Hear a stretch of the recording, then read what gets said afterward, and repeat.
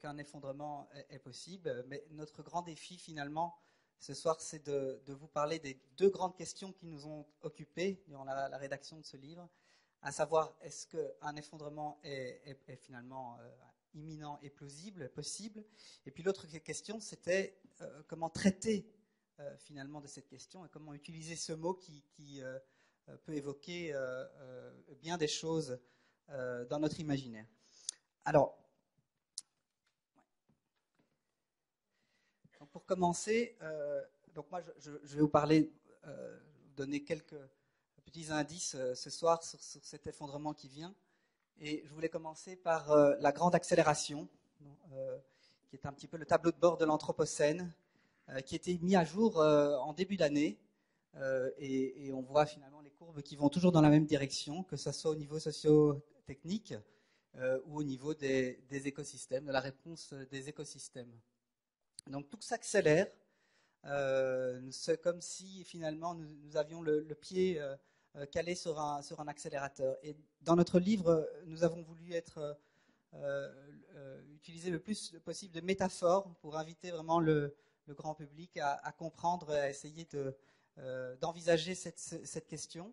Et donc la métaphore donc ça c'est la croissance planétaire, évidemment on est partout, on accélère, et tout s'interconnecte aussi dans les grandes villes notamment, ici au-dessus à gauche à Los Angeles, ou ici une ville à Dubaï, et puis effectivement l'impact que nous avons avec toutes nos machines sur la Terre. Et donc la métaphore que nous avons choisie, c'est de la voiture. Bon, elle est assez commune, mais voilà, nous sommes donc branchés, bien assis confortablement dans cette voiture, et nous avançons à plein tube en écrasant certains êtres vivants. Finalement, alors la grande question, c'est où se trouve le plafond, puisqu'on accélère toujours plus vite. Et ici, donc on a cette image de la Terre, et il y a cette petite boule qui montre quelque chose. Alors je vous laisse essayer de deviner une petite seconde. Alors un ballon, ça pourrait être effectivement un ballon de foot, mais ça n'est pas un ballon de foot. En fait, c'est simplement l'atmosphère qu'on aurait roulé en boule et qu'on aurait comparé donc son volume au volume global de la Terre. Et donc c'est simplement cette image est là pour montrer que finalement cette atmosphère est très fragile et que nos activités ont pu perturber ce cycle général. Voilà, donc ça c'est toute l'atmosphère. Ici, nous avons une autre petite boule, encore plus petite, et c'est l'eau. Toute l'eau sur la Terre. Donc c'est pour vous montrer que finalement ça ne représente pas grand-chose. Voilà. Non, toute l'eau. C'est vraiment une pellicule très très très fine sur toute la Terre. Voilà, ça peut paraître fou, mais c'est la réalité. Voilà. Alors, pour revenir sur la métaphore de la voiture, finalement, donc la question des limites, mais on pourrait traiter ça. La voiture, il y a un moteur. Je vous ai parlé de cette pédale d'accélérateur qui est bien bloquée sur la croissance. La croissance est fondamentale, mais il y a la question du moteur, et le moteur évidemment relié au réservoir d'essence. Donc on pourrait penser première limite, réservoir d'essence, l'énergie, et a fortiori les énergies fossiles. Et donc on a creusé cette question dans notre livre. Donc tout d'abord en parlant un petit peu en allant brosser toute la littérature scientifique, en tout cas des publications à comité de lecture, sur la question des réserves d'énergie fossile. Et finalement, on s'est aperçu que c'était finalement pas la question fondamentale, c'est pas tellement la réserve. Alors on s'est intéressé au taux de retour énergétique. Le taux de retour énergétique, c'est la quantité d'énergie qu'il a fallu mettre dans nos outils, dans nos activités, pour extraire le pétrole ou extraire les autres énergies fossiles. Et on s'est aperçu que ce taux de retour énergétique est en déclin. Donc, pour vous donner un chiffre, c'est au début du XXe siècle, vers 1900, quand on investissait un baril de pétrole, on en avait 100 qui jaillissaient. Donc c'était très facile, on prenait les champs pétroliers à fleur de sol et on creusait à peine, ça giclait. Aujourd'hui, ce taux de retour énergétique est en déclin partout sur toutes les énergies fossiles, et on évalue à peu près à 11. Donc pour un baril investi, on en retire seulement 11 maintenant. Et donc ce taux est en déclin en permanence. Le problème, évidemment, c'est que notre société a besoin d'une énergie nette, toujours pour pouvoir fonctionner. Pensez par exemple au système de santé, au système d'éducation, etc. Tous ces systèmes ont besoin d'énergie pour fonctionner. Et évidemment, quand on en retire moins, eh bien, on peut en libérer de plus en plus difficilement pour tous ces secteurs d'activité qui sont consommateurs nets d'énergie. Et donc il y a une difficulté puisque les chercheurs ont évalué à peu près un besoin pour notre civilisation thermo-industrielle, un besoin à peu près à 12 barils de pétrole pour un seulement investi. Et donc quand on va en deçà de ce seuil, en arrivant en dessous, puisque le taux de retour énergétique est en déclin, comme je le disais, eh bien on arrive à un problème, évidemment, puisqu'on n'arrivera plus à financer énergétiquement tous ces secteurs d'activité. Et donc il va falloir commencer petit à petit à faire des trade-offs. Mais dans nos recherches, on s'est aperçu finalement que ce n'était pas la question la plus fondamentale concernant l'énergie, mais qu'il y avait une question bien plus pressante, urgente, et c'était la question de l'approvisionnement énergétique qui est évidemment intimement lié au système financier. Le système financier, vous le savez tous, c'est un système hyper connecté. Et ce système, donc l'approvisionnement en énergie, évidemment, dépend de la bonne santé de ce système financier. Et donc, si le système financier vient à faillir, évidemment, on aura des gros problèmes pour notre approvisionnement énergétique. Et évidemment, a fortiori pour les énergies fossiles, mais évidemment aussi pour les énergies renouvelables. Comment pouvons-nous financer un approvisionnement énergétique stable alors que le système financier, lui, est carrément instable? Donc ça, c'était vraiment la grosse question sur la limite, question énergétique qu'on aborde en premier. Ensuite, évidemment, en brûlant tous ces énergies fossiles, on altère nos écosystèmes et tous les services, évidemment, qui nous offrent, épuration des eaux, respirer un air sain, tout ça, ou pollinisation. Tous ces services sont mis en danger, évidemment, dans un climat instable, notamment. Et donc, comme disait Alice, nous sommes rentrés dans une nouvelle ère. Ici, vous voyez sur le graphique, voilà. Nous sommes ici dans l'Holocène, donc une période climatique, comme vous pouvez le voir, assez stable, qui évolue dans une fenêtre seulement de 1 degré. Et donc, toute notre agriculture, par exemple, fonctionne grâce à cette stabilité. Et aujourd'hui, nous modifions dangereusement les seuils de stabilité, voilà, avec les projections ici en rouge du GIEC, les possibilités.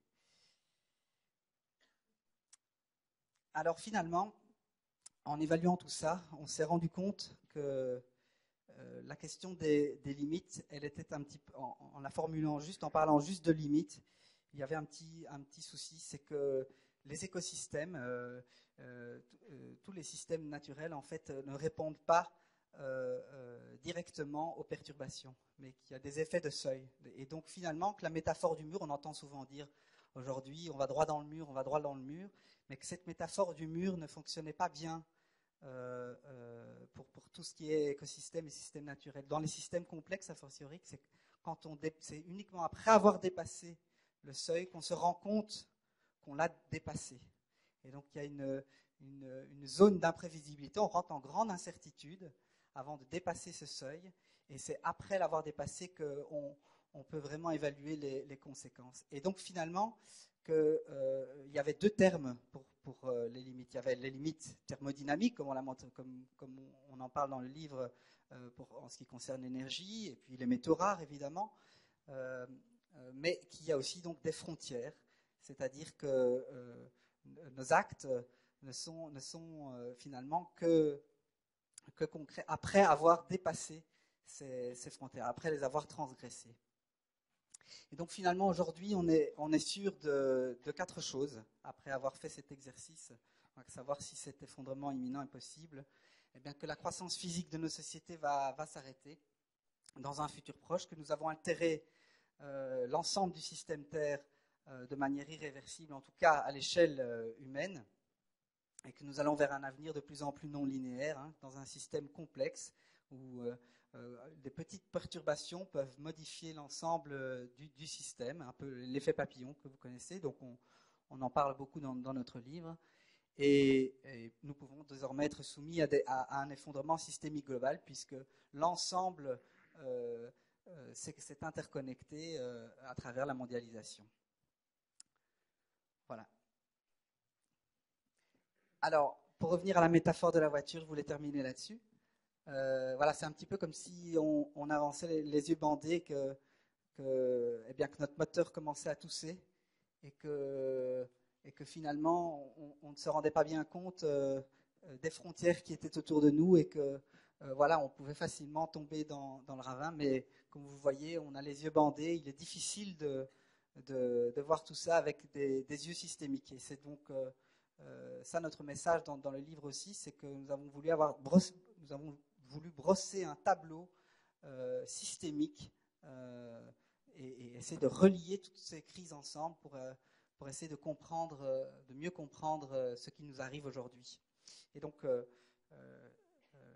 la question qui nous a travaillé, la deuxième grosse question qui nous a travaillé, c'est effectivement la question comment est-ce qu'on aborde ce mot effondrement, cette expression effondrement de la civilisation industrielle, comment en parler. Et donc nous avons imaginé ce terme collapsologie.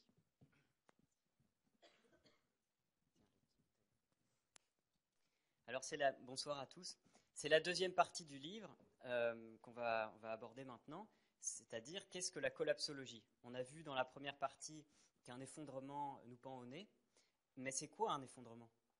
Alors quand on en parle, quand on évoque le sujet, on fait facilement référence à des imaginaires cinématographiques qu'on a tous l'habitude voilà, des films hollywoodiens qu'on voit, les Mad Max, les Star Trek, etc.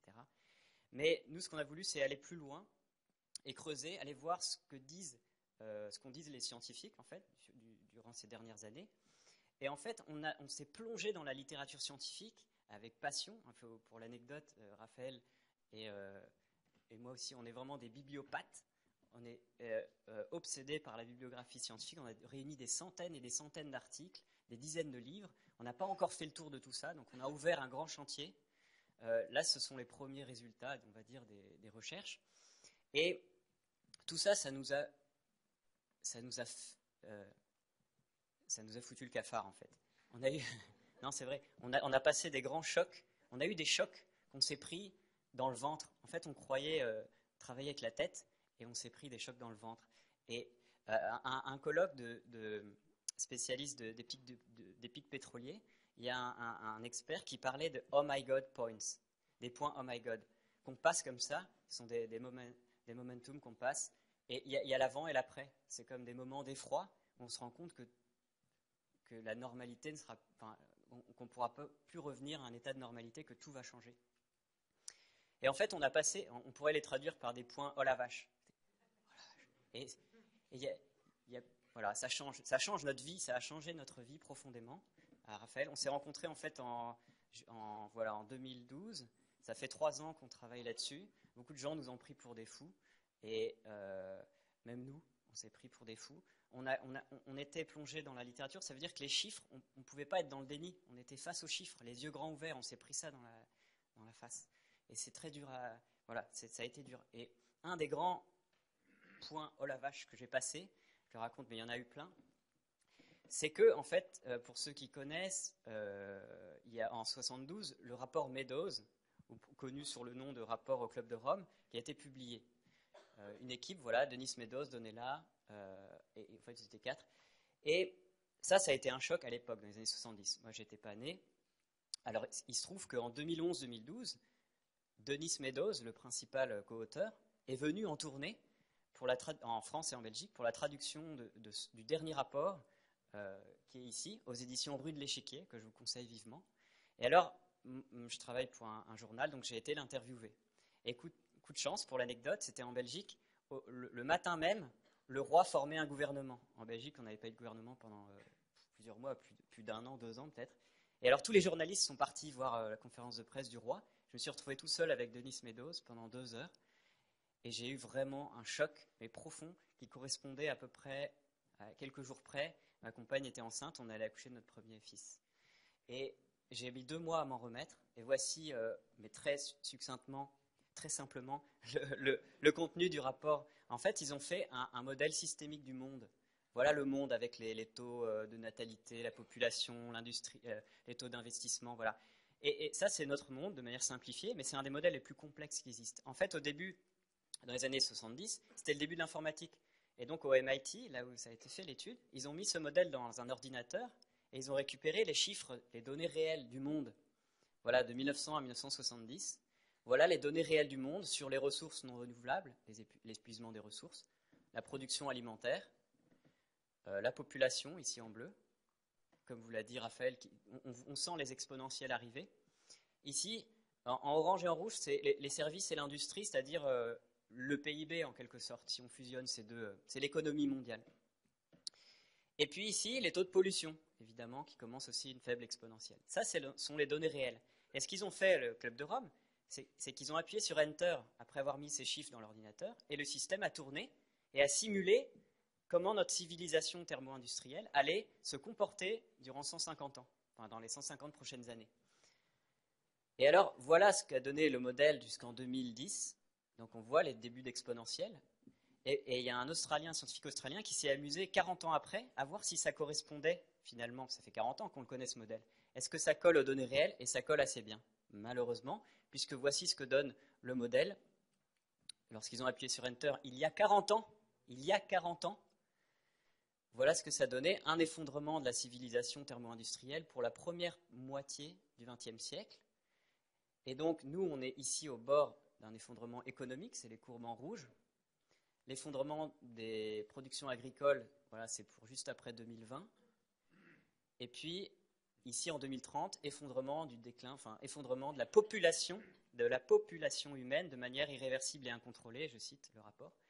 Et puis après, effondrement de la pollution, puisque tout s'est arrêté, évidemment, la pollution aussi. Alors, ça, c'est un choc. C'est un choc, puisque ça a été confirmé. Le modèle est robuste, 40 ans de données réelles, c'est quand même pas rien. Il n'a toujours pas été démenti, contredit. Juste pour l'anecdote, la remarque, ce n'est pas un modèle de prédiction du futur. Ce n'est pas ça leur but. Eux, ils ont dit, si le monde a des limites physiques, ce qui est le cas, alors notre système est très instable, puisqu'il est fait de boucles de rétroaction. Et au moment où un système complexe voit apparaître des exponentielles, et ça c'est très commun dans la nature, alors il y a un risque vraiment très, très sérieux de déstabilisation, d'instabilité, et c'est ce que montre le modèle. Donc ça, ce ne sera pas forcément l'avenir, mais on y prend le chemin de manière vraiment assez dangereuse et même évidente.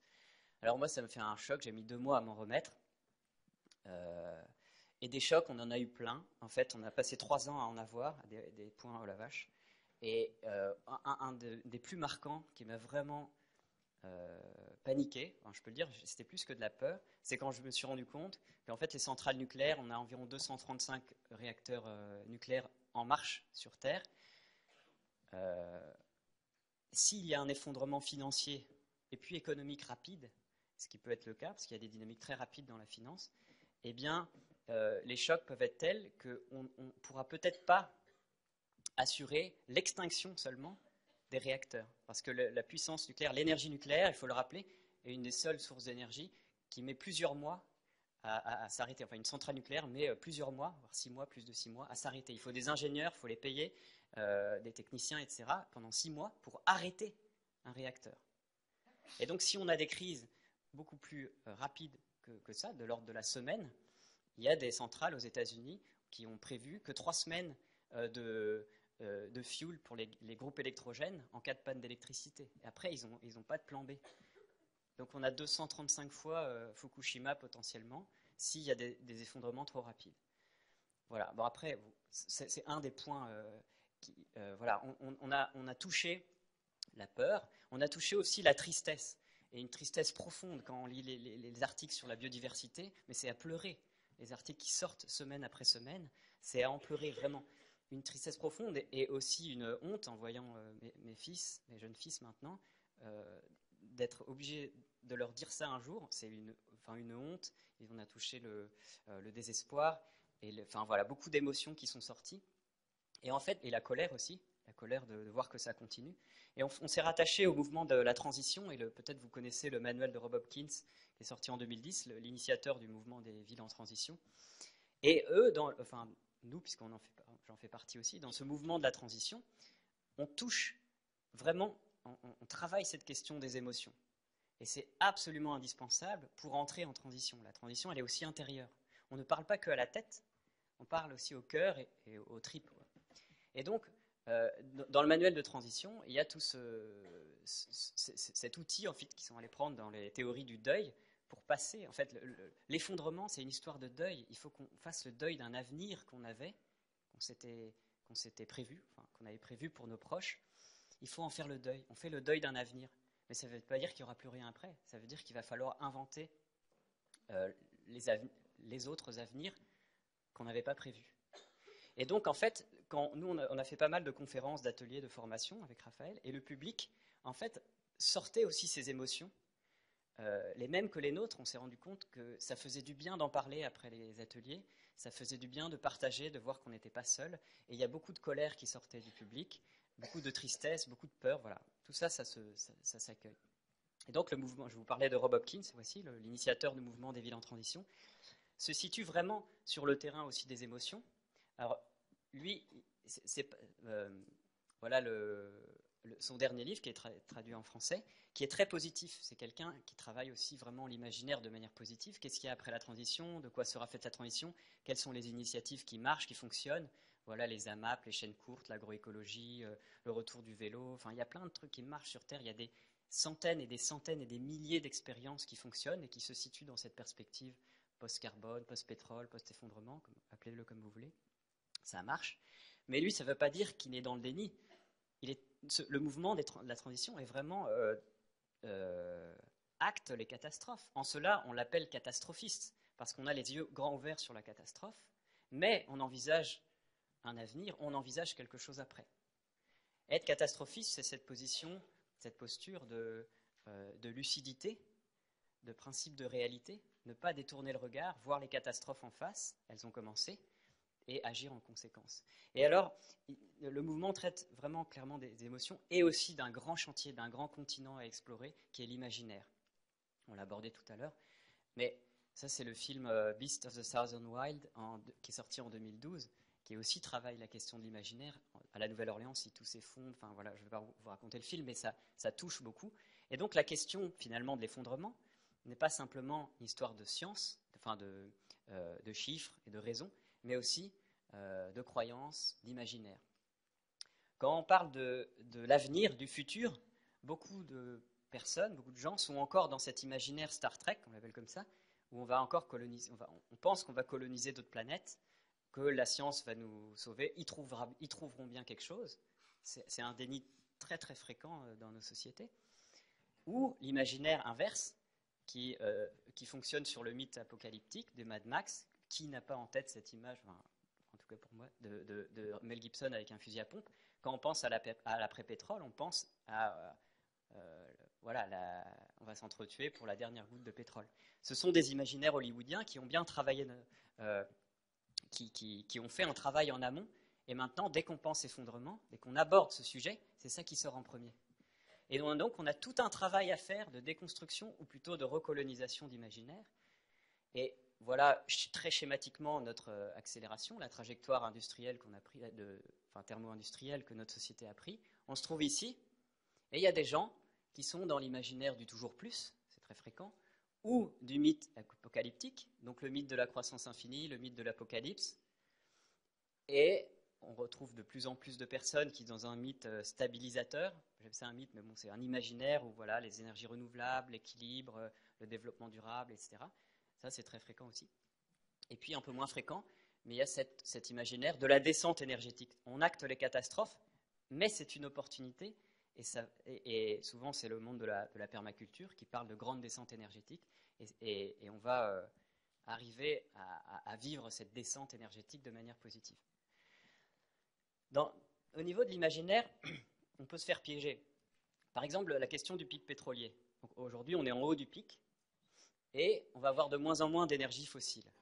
Alors, voilà, on peut le voir, notre trajectoire de cette manière. Nous, on était là, début du siècle des Lumières, péniblement, le Moyen-Âge, on sort, on grimpe à la force de l'esprit, de la raison, la puissance humaine. On grimpe cette côte et on arrive à maîtriser la nature, on arrive à croître, à avoir une démographie exponentielle. On est surpuissant grâce aux énergies fossiles. Et puis on va vers un avenir de descente où il va falloir descendre, consommer moins, se déplacer moins, etc. Et si on renversait les choses, j'ai emprunté ce dessin au moment de la transition, et si, avant la révolution industrielle, on était là, puis on a plongé dans ce bassin sombre et visqueux des énergies fossiles, pendant des dizaines d'années, on a plongé de plus en plus profond. Aujourd'hui, on se trouve ici, on est tout au fond du marasme. Il fait tellement sombre qu'on ne se voit même plus. On est tous individualistes. On n'arrive plus à retisser des liens d'entraide, de solidarité. Et si l'après-pétrole, c'était juste une question de remonter vers le soleil, de retrouver du lien avec le vivant, avec nous-mêmes, avec nos proches, etc. Voilà. La question d'imaginaire, elle est essentielle. Et dernière chose que je voulais dire, dernière partie, c'est que émotion, d'accord, imaginaire, d'accord, mais on est allé faire un tour en tant que bon bibliopathe du côté de toutes les sciences. Que disent les sciences sur l'objet effondrement? Pas sur ce qui va nous arriver, le pétrole, tout ça, mais les modèles mathématiques, ok, les civilisations anciennes, les archéologues ont beaucoup de choses à dire. Que nous apprennent les anciennes civilisations et toutes celles qui s'est effondrées sur notre situation actuelle? C'est l'île de Pâques ou Rome, mais aussi la démographie de l'effondrement, une question passionnante et hyper taboue. On a commencé à l'aborder ici, mais tout reste à faire. Les Mayas, l'île de Pâques, d'accord, se sont effondrés, mais l'URSS s'est aussi effondré. Et c'est pas du tout pareil. Effondrement du URSS, comment distinguer différentes dynamiques, différentes étapes d'effondrement? Parce qu'on a le même mot finalement pour des choses très différentes. Alors, il y a des étapes, on décrit aussi les travaux d'un ingénieur qui s'appelle Dmitri Orlov, qui a classé les stades d'effondrement, donc financier, économique, de plus en plus graves, financier, économique, social, politique, pardon, financier, économique, politique, social et culturel quand il n'y a plus rien. Voilà. Enfin bref, on rentre dans les détails de la dynamique des effondrements. Et puis le présent, il y avait le futur avec l'imaginaire, il y a le passé avec les civilisations anciennes et le présent. Par exemple, la Syrie, la Syrie s'est effondrée. Et on le voit aux images satellites. En 4 ans, il y a eu 83% de diminution de luminosité la nuit en Syrie. C'est les signes que le pays s'est effondré. Aujourd'hui, il y a des effondrements. Nous, on est épargnés. La Grèce et l'Espagne sont déjà peut-être dans une amorce d'effondrement économique et politique. La Syrie s'est effondrée. Voilà, donc ça existe, c'est aussi pour maintenant.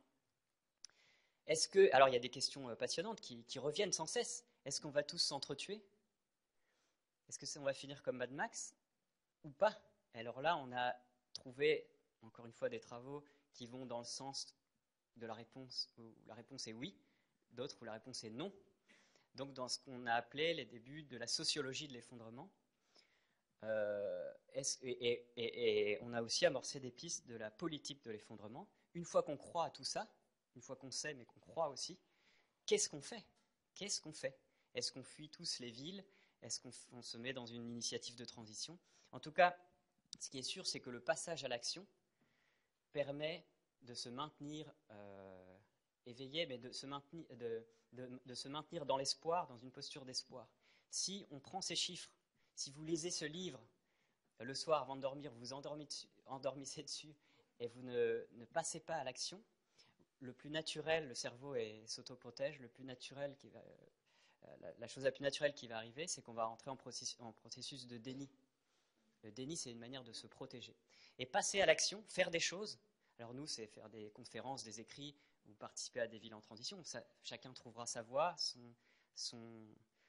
sa sensibilité. Mais ça permet de se maintenir dans cette lucidité, dans ce réalisme qui est, nous l'avons découvert, qui est catastrophique. Mais il faut l'accepter. Et ce n'est qu'en l'acceptant, avec cette posture les yeux grands ouverts, de courage aussi, qu'on arrivera à peut-être concevoir des politiques plus réaliste. Et finalement, ce qu'on a fait dans ce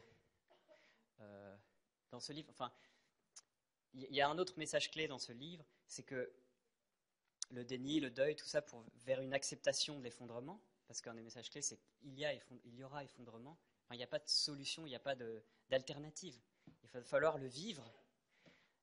Finalement, on peut voir ça comme l'effondrement d'un grand arbre, système industriel centralisé, et ce n'est que grâce à l'effondrement de l'arbre dans la forêt que les jeunes pousses peuvent enfin émerger dans cette clairière. Enfin, ça peut déverrouiller des futurs, des possibles. Et ces jeunes pousses, sur le terrain, sont très nombreuses, il y en a beaucoup, donc il suffit maintenant de en prendre soin, les bouturer et de les mettre en réseau, etc. Et donc on a, au fil de ces 3 ans, avec Raphaël, on a bouleversé notre imaginaire, et ce qu'on a voulu montrer dans ce livre, c'est qu'en fait, tout s'est retourné. Aujourd'hui, l'utopie, c'est de croire que tout peut continuer comme avant. Merci de votre attention.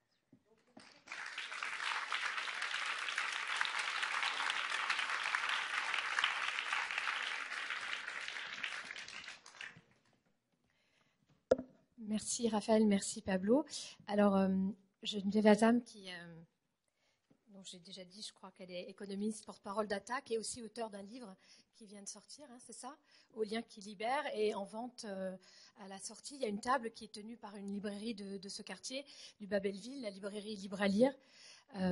Et donc Geneviève Azam a accepté d'être la répondante, enfin de réagir à cette intervention à 2 voix. Et d'amorcer finalement ce débat que nous voulions vous proposer avec la salle. Donc on a à peu près jusqu'à, là il est 20h, donc à peu près un quart d'heure. Et puis après on passera aux questions avec la salle, sachant qu'on aura un petit sas pour que vous puissiez à nouveau discuter avec votre voisin, voisine.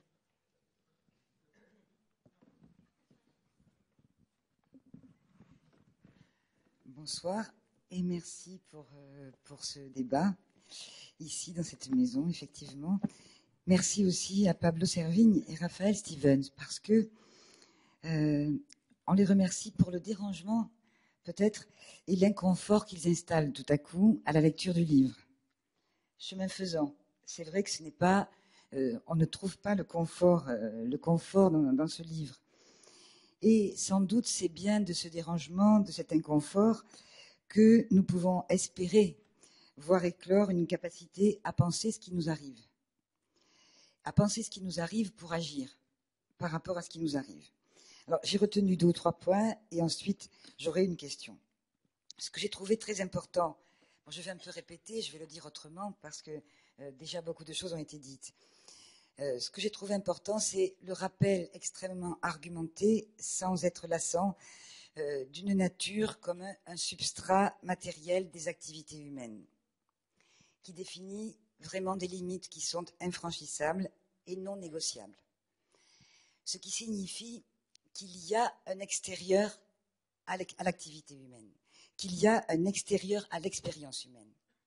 Et c'est cet extérieur qui, justement, a été nié, et c'est le fait d'avoir nié cet extérieur à l'expérience humaine, en l'occurrence ici, ce substrat biologique, biophysique de la nature, qui fait qu'aujourd'hui, nous sommes pas loin de l'effondrement, ou bref, que nous avons à penser l'effondrement.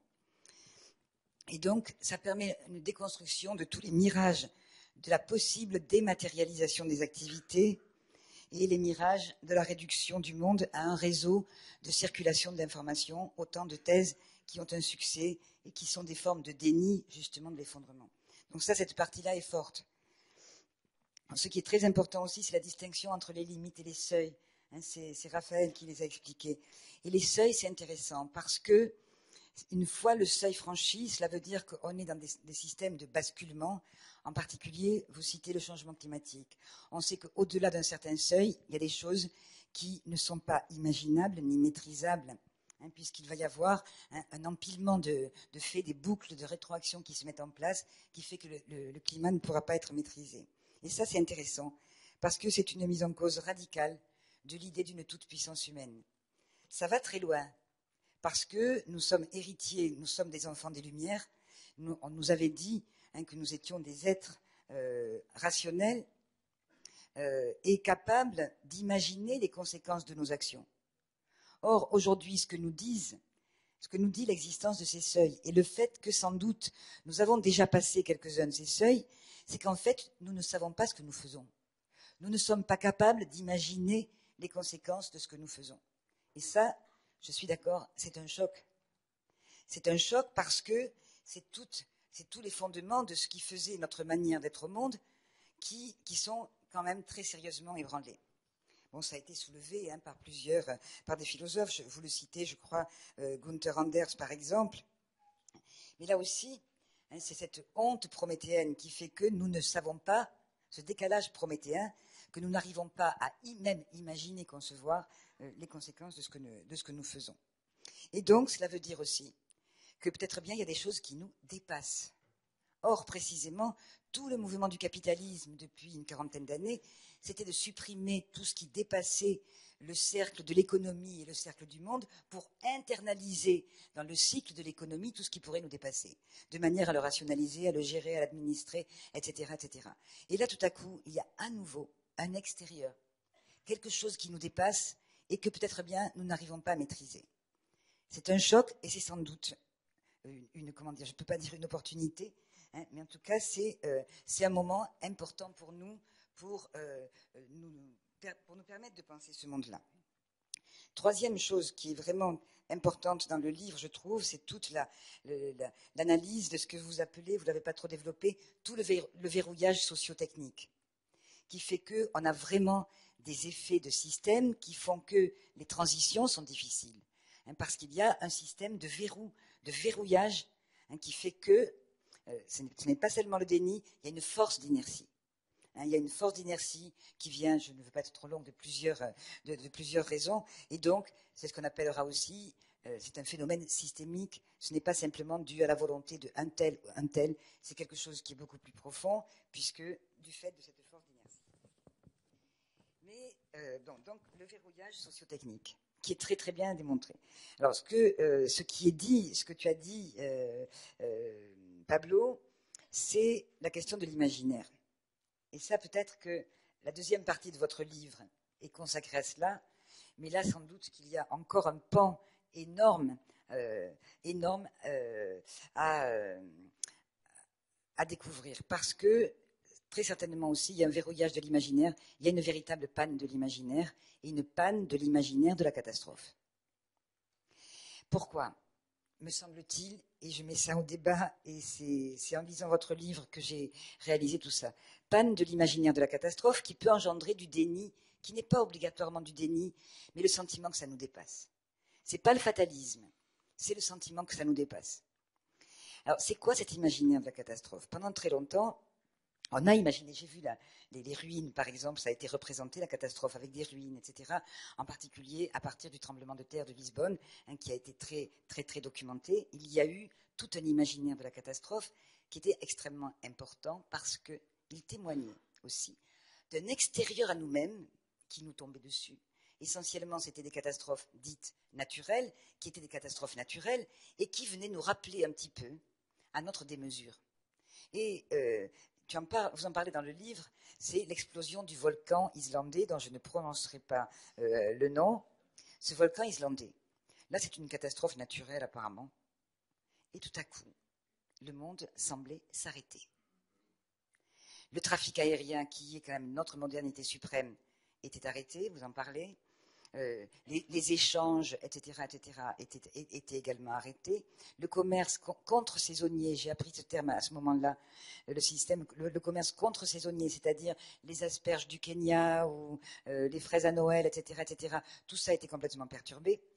Et ça, ce type de catastrophe, qui n'est pas une catastrophe produite par les humains, l'éruption, produit un imaginaire donc, qui nous rappelle à notre propre démesure et qui nous rappelle qu'il y a peut-être un extérieur que nous ne maîtrisons pas et que cet extérieur nous permet de nous confronter aussi à l'inhumain. Et donc, quand nous nous confrontons à l'inhumain, nous confortons l'humanité. Nous confortons notre possibilité d'être humain et la frontière entre l'humain et l'inhumain. Le problème des catastrophes que nous avons aujourd'hui, c'est que ce sont des catastrophes, comme tout à l'heure ça a été dit, qui sont le produit de l'activité humaine. Et que donc, du coup, le réel dépasse l'imaginaire. La catastrophe, elle est réelle. Et le réel assiège totalement l'imagination. Notre imagination est assiégée par le réel. Et donc, nous devons nous échapper de ce réel-là, effectivement, pour arriver à penser la catastrophe et donc à penser ce que nous pourrions faire là-dedans. Bon, je vais terminer, je ne sais plus trop combien de temps. J'ai du temps, bon. Et de ce fait-là, du fait que cette extériorité a disparu, on assiste à une banalisation de la catastrophe. Regardons Fukushima, c'est un exemple extraordinaire de banalisation de la catastrophe. Ou bien c'est énormément de travaux, etc., qui consistent à vouloir administrer le désastre. Bon, d'abord, on le banalise, ensuite, on essaie de l'administrer et de maîtriser la catastrophe. Et maîtriser la catastrophe, essentiellement, les projets de maîtrise de la catastrophe, c'est les projets techniques. C'est-à-dire qu'on remplace cette imagination sociale, l'imagination politique, par un imaginaire purement technique qui nous sauverait finalement de ce que nous avons fait nous-mêmes. Et c'est de nouveau en utilisant la technique, ce sont ces techniques qui nous ont souvent mis dans la situation dans laquelle nous sommes, et c'est encore un surcroît de techniques qui pourrait nous en sortir. Donc voilà une piste par rapport au déni. Je pense qu'il y a un effondrement de l'imaginaire. Ce n'est pas simplement un imaginaire colonisé. Je crains que le fait que la fiction, que l'imaginaire rejoigne le réel, c'est quelque chose qui est très difficile pour nous. Enfin, dernier point, par rapport à ce que vous avez écrit et ce qui a été dit aussi, c'est sur la question de l'émotion. Bon, ce livre fourmille de dépouillement des travaux scientifiques les plus récents. Ça, je pense qu'il y a un travail absolument énorme par rapport à tous ces documents, etc. Ce qui peut nous laisser par moments dans une certaine abstraction. On a un sentiment, et c'est la critique que nous sommes fait très souvent par rapport à la lutte contre le changement climatique, ce que nous essayons de rectifier justement, c'est que à force de rester dans des courbes, etc., on ne se rend pas compte. C'est pas incarné.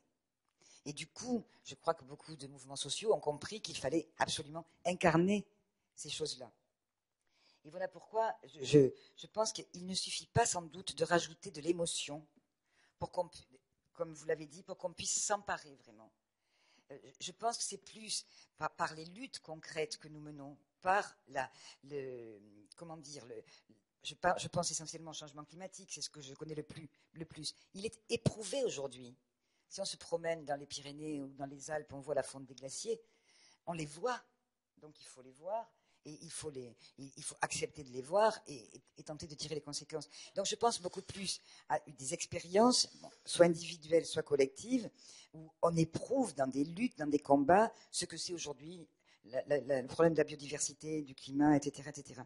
Parce que ce qui m'inquiète aussi, et qui est assez peu traité, mais vous le dites, il y aura d'autres travaux, on espère, c'est l'effondrement de la sociodiversité aussi. Et là, j'ai une question. L'effondrement de la sociodiversité, ce sont des cultures qui disparaissent parce qu'elles ne peuvent plus habiter dans certains lieux. Je pense aux Inuits, par exemple, dans le nord de l'Amérique, des langues qui disparaissent. Et donc des morceaux très importants de civilisation qui disparaissent, dont nous allons avoir un besoin absolument extraordinaire pour reconstruire, justement. On ne reconstruira pas à partir du même. Et donc, nous avons besoin de cette sociodiversité, d'une confrontation avec d'autres manières d'être au monde, d'autres cultures, pour justement pouvoir espérer de reconstruire. Et je trouve que cet effondrement de la sociodiversité aussi, elle fait partie de la complexité. Elle fait partie de la complexité du problème et de l'effondrement.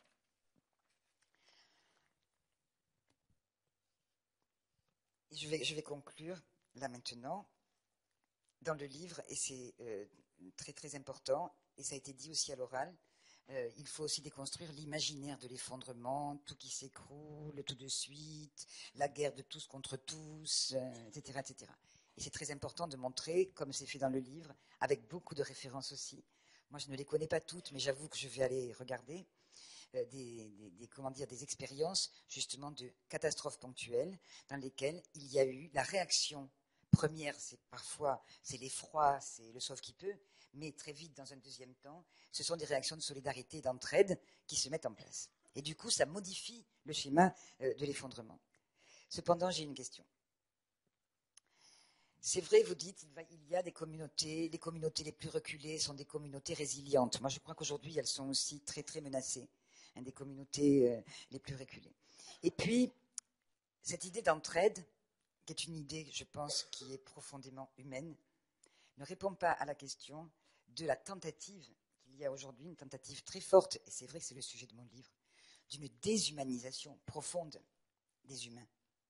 Et donc là aussi, nous avons un combat extrêmement urgent et pressant dans la perspective justement de la nécessité de l'entraide, de la nécessité de la solidarité, de reconquérir beaucoup de territoires perdus. Et cette tentation qu'il y a aujourd'hui, hein, d'un secours finalement pour l'humanité dans la technique, de la construction d'une espèce de surhumanité, qui se construirait par la fusion de la machine et de l'humain, de l'oubli de tout un pan de l'humanité. Et ça aussi, je crois que ça fait partie du décor par rapport au risque d'effondrement. Et en particulier, je pense à beaucoup de courants de pensée, de théories qui font justement de la suppression de cette extériorité, de la mort de la nature, une condition de l'émancipation. Parce que la mort de la nature, ça veut dire la suppression de toute extériorité à l'expérience humaine. C'est la toute-puissance. C'est le retour de la toute-puissance qui peut prendre des allures très écologistes, très émancipatrices, hein, puisque ça permettrait de s'affranchir de vieilles identités, etc., etc. Mais c'est, malgré tout, c'est vraiment le retour de la toute-puissance. Donc oui, c'est garder ces fragiles vernis d'humanité, je dirais, pour pouvoir faire face à l'effondrement. Et alors là, c'est une question, et j'ai vraiment fini. Vous dites dans le livre, verrouillage gigantesque, verrouillage socio-technique, et c'est très, très convaincant. Et en même temps, vous dites que du fait de ce verrouillage, il y a simplement possibilité d'agir aux marges du système. Bon, là, je dois dire que si nous disons qu'il y a urgence, et il y a urgence, moi je connais mieux le problème pour le changement climatique, on parle d'une décennie extrêmement importante pour ne pas accumuler encore plus de problèmes. Bon, est-ce qu'on peut s'en tenir à la possibilité d'agir aux marges? Et voilà, ça c'est ma question. Je sais que la réponse, moi je ne l'ai pas non plus, mais je pense qu'on ne peut pas évacuer la question.